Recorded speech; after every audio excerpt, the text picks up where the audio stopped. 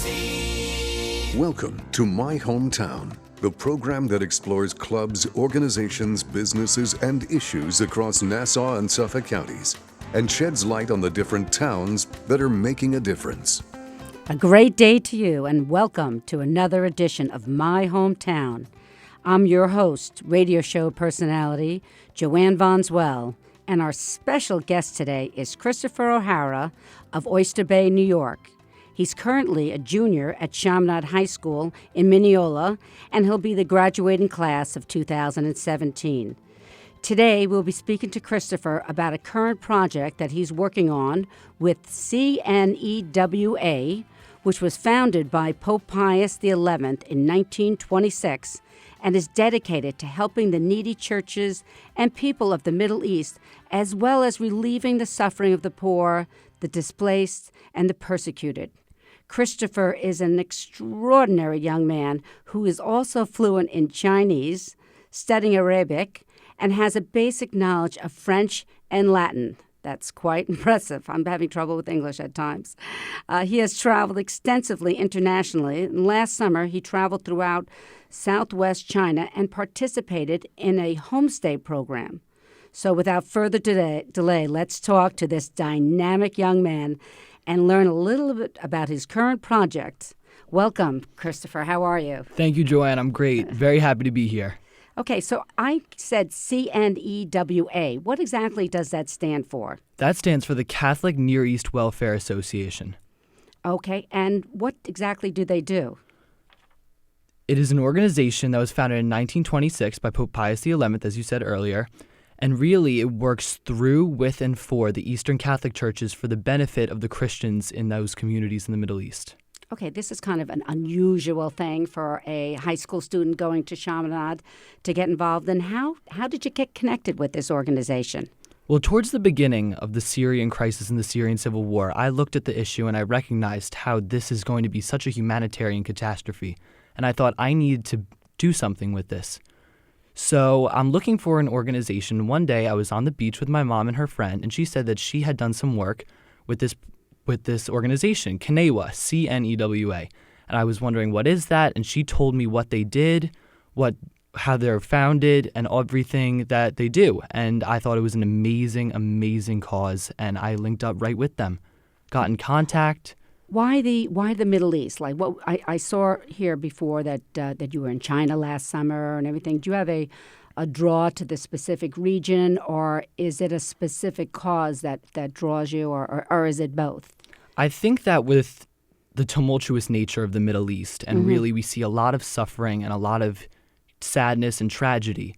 So when you see issues like that and you see people suffering, I think that's the region that I'm attracted to, because it's a region where you can do so much good that can come out of that suffering. Well, that's so great that you're even thinking that. I mean, I don't even want to think what most high school boys are thinking about.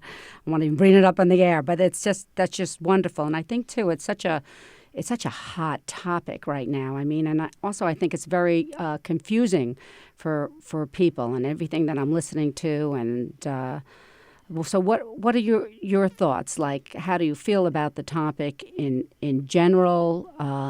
What specifically brought you into this realm here? The thing is with the Middle East is that I think it's a very non-political topic that's been made very politicized. I think that people suffering and people in need shouldn't be a political issue. I think that people have made it for their own agendas, but I think when you boil it down to us, we're all humans, and when humans are suffering, we have an obligation to help each other.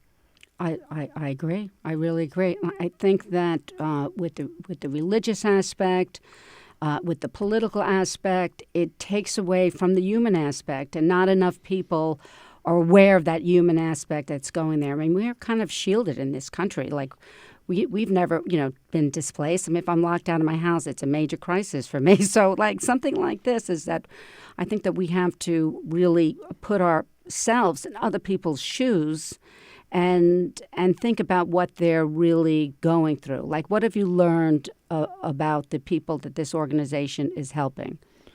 Well, right now, the organization's biggest initiatives include child care and health care for displaced peoples in the Middle East. Because really, the Christian communities that they're helping were center points in those areas, meaning that really the schools, the hospitals, all of these organizations were run by often religious people, as in monks, nuns, etc. So when they get displaced by war and radical Islam and other issues, the communities falter, they fail because they're not receiving the kind of benefits that the Christians in the area are providing. So basically, like if in the area, if people want assistance and need it, it's usually coming from religious organizations. And is it different religious organizations? I know this is a Catholic organization.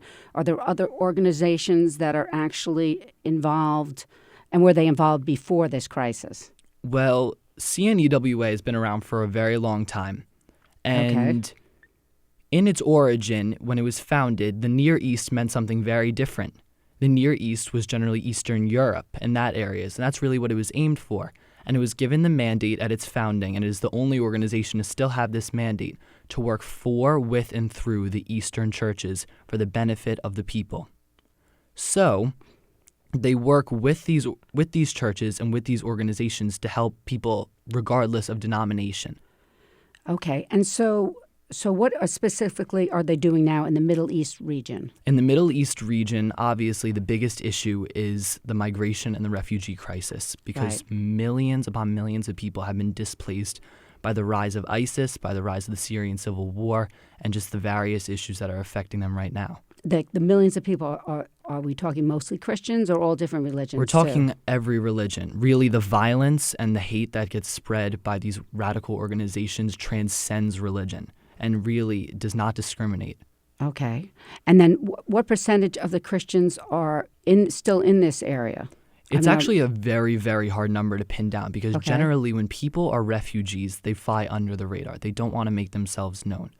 But just a staggering statistic that really highlights the issues that are going on. In 1980, 10% of the population of Iraq was Christian. In the modern day, that number is down to 1%. Wow. It's declined that dramatically. Well, I think that's part of their mission, and that's what they're doing. And is restoring. Unfortunately, they're succeeding in that, in getting rid of the Christians out of the area. And it really is a crisis. And so now what's happening when these Christians are getting displaced? When they get displaced, generally, actually, for most cases, it's internal displacement. They don't leave the country, especially within Syria. Many, many people are internally displaced. Well, let me just back up 1 second, okay? When I'm saying, I'm saying it very casually, like, oh, what happens when they get displaced?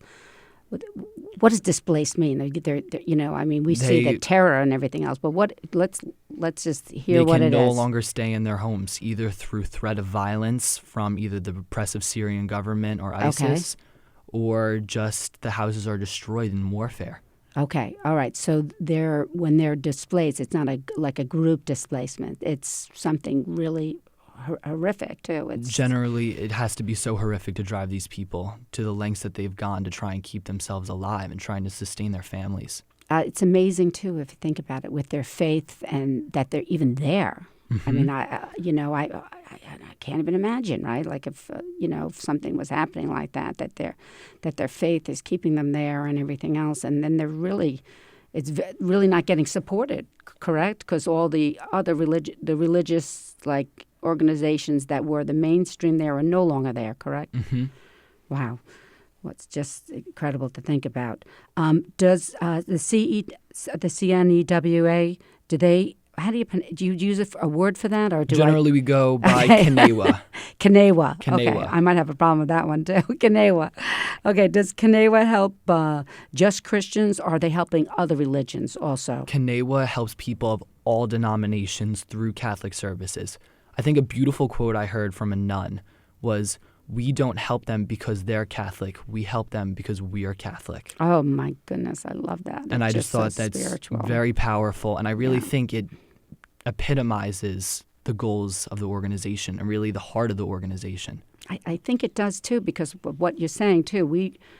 We don't want to look at other people for their religion or their race or anything else. We want to look at them as human beings, and that's kind of what this organization is doing, right? They're saying they're humans. It's not political. It's not religious. They're people. They're being displaced. They're getting their homes blown up and everything. So you want to get in there and help them. What's the biggest challenges that CNEWA? What are we saying again? CNEWA. CNEWA. What is the biggest challenge facing CNEWA in the Middle East?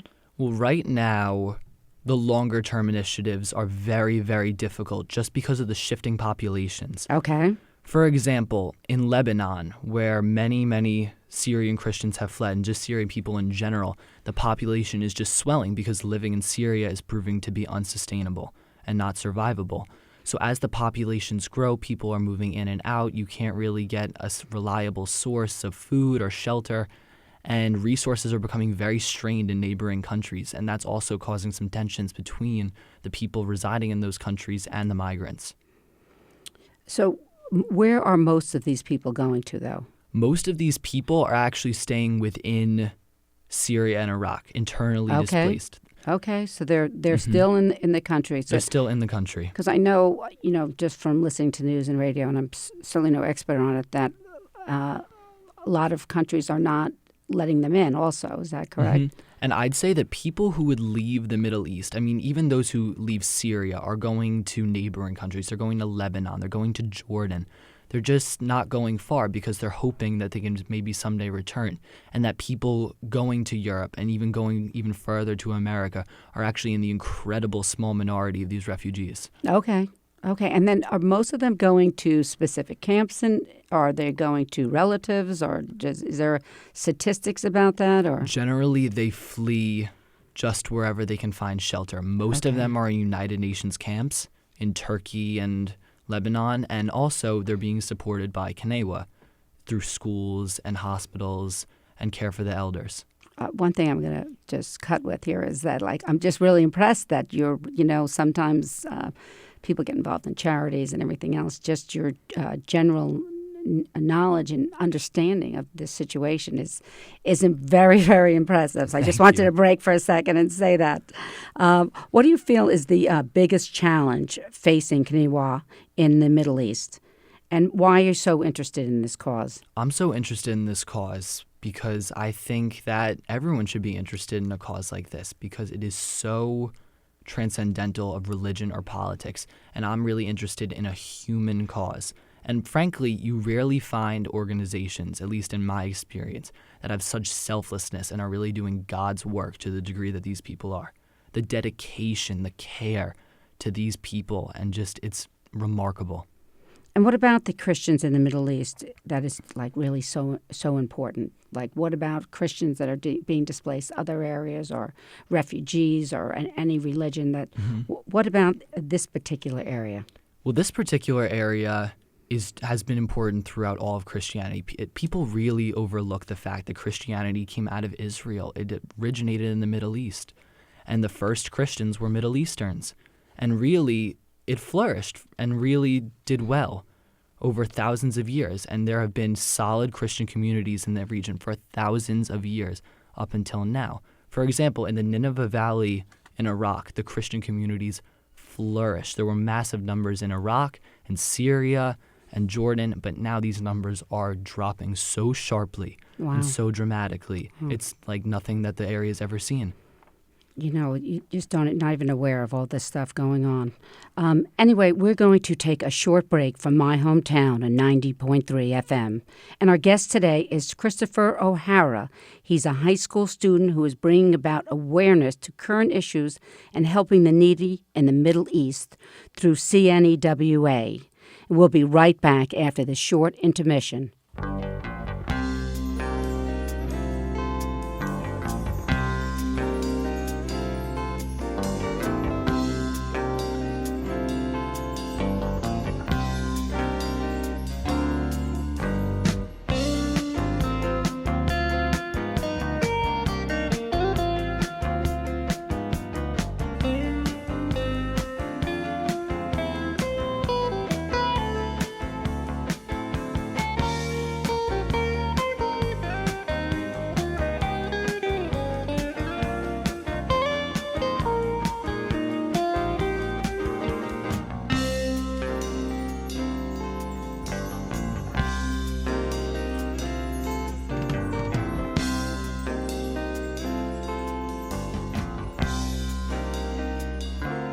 Portions of today's local news for My Hometown have been made possible by Herald Community Newspapers. For the most comprehensive local news, visit liherald.com. Got a story to tell? Call 516-569-4000.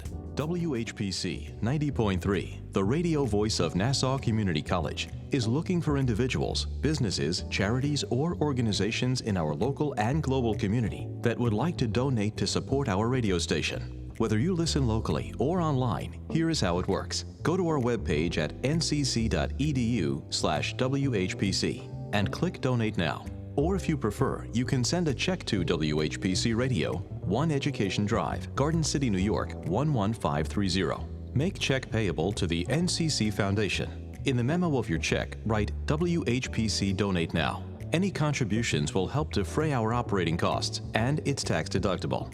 This message was brought to you by the radio voice of Nassau Community College, streaming online at ncc.edu/WHPC.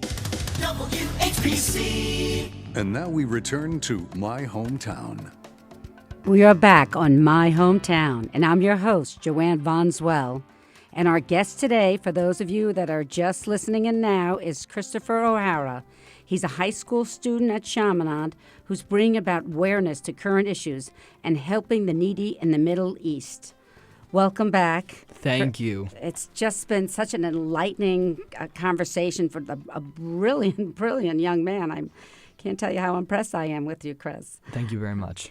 Anyway, getting back, we've been talking about CNEWA, and I wanted to know about what are your ideas about raising awareness of the problems that the Christians are facing in the Middle East. Well, right now, I am in the process of fundraising for the organization because donations are always accepted, and really my ideas.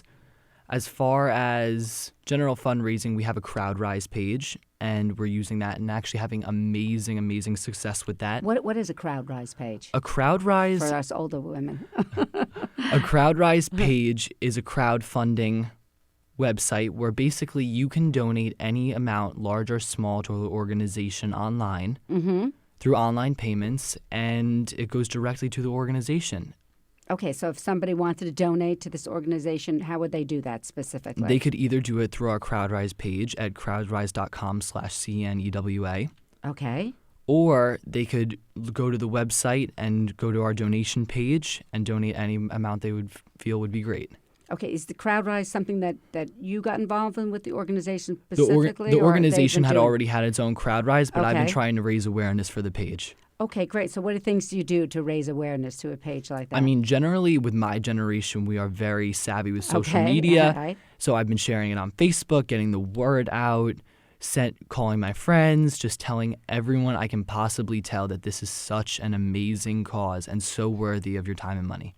Okay, that sounds amazing. I know that you did a fundraiser already that brought about incredible attention to the subject, awareness. There was a great turnout. Incredible. And that was something, that fundraiser, that you put the whole thing together? Mm-hmm. Well, okay. All right. That's really good. And if somebody wants to know about when another fundraiser would take place, how would they find out when the next fundraiser would take place? They could find out on CNEWA's website, and it would generally be on the home page. Okay. Or they could, on the website, you can go to current projects and current donation pages and see what's coming up. Okay, good. And then what else are you doing to bring awareness to it? Right now, awareness is so important. So a really good way that people can become aware of the cause is through CNEWA's magazine, One, Okay. which really tries to emphasize the universality of the entire cause: one world, one church, one group of people. And they can order subscriptions for that off the website. And also, there's a lot of information out there that I've been trying to spread. How big is the organization? The organization is fairly sized. I mean, it is an incredibly nonprofit organization, so they have to keep their numbers down. But also, it has great legitimacy that I appreciate because it is an agency of the Holy See. It is overseen by the Vatican. Oh, it is? Okay. Yes. I know it was started by Pope Pius, but I didn't realize that it is part of them still. So that's fantastic. That's really great, and it adds a lot of legitimacy to the organization. Are you personally planning on traveling there, studying there, working there in the near future? Well, Honestly, I love travel. I love seeing the world. I think the best way to learn about the world is to see it.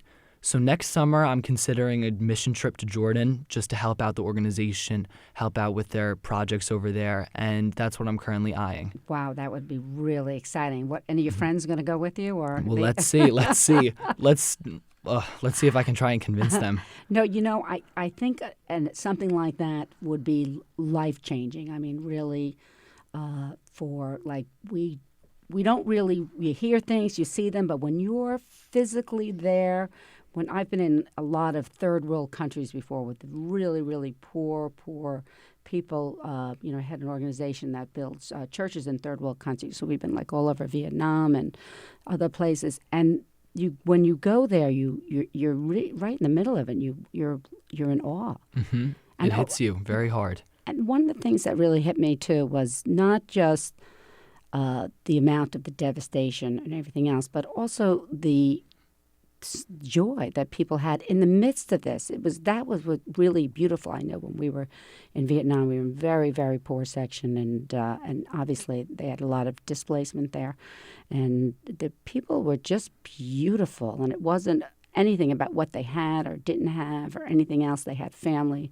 They were together. It's something that that we lose place of sometimes in this country. Mm-hmm. How important the simple things are. Okay, thank you, God, I got up, and there's food on my table, and my family's here, and I have a roof over my head. And sometimes we think in this country about all these other things that we need. And you go to these third world countries, and you go to these places, and just to see how content people are with just the smallest things is just, for me, just so moving. And if you could get some...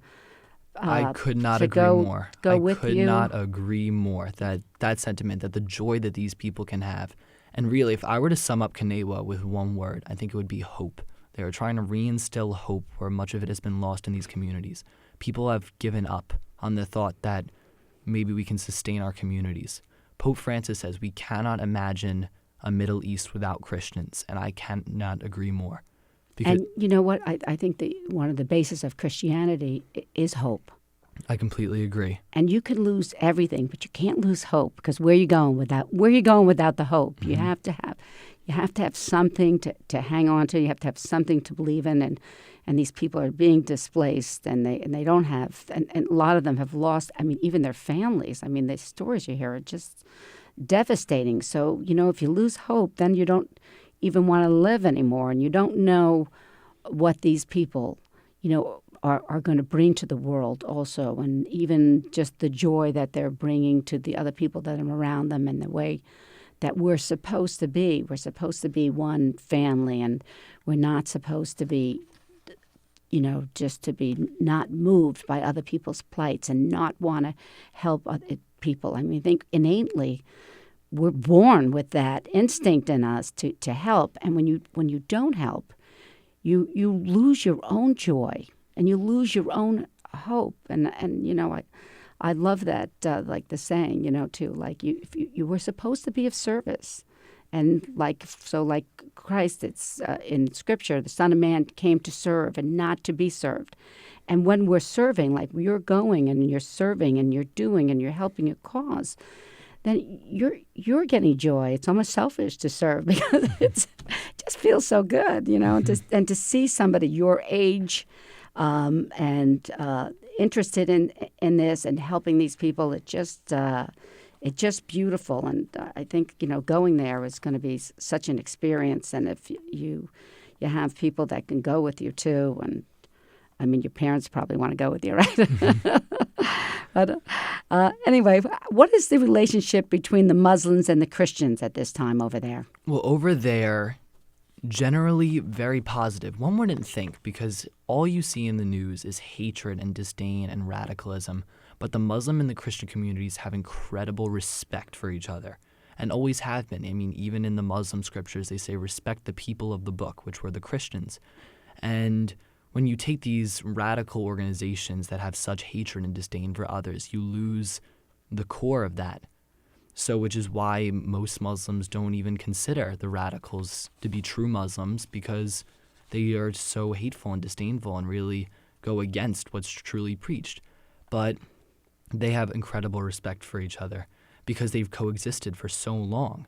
You know, I have quite a few Muslim friends also, and in the Quran, they have Mary in the Quran. They believe that Christ was a prophet, not the Savior, but still, there's a lot of crossover in the religions, and there's so much that you have in common as opposed to what you don't have in common. And I think these radicals are robbing all of us of that and taking away from what do we have together as opposed to how we're different.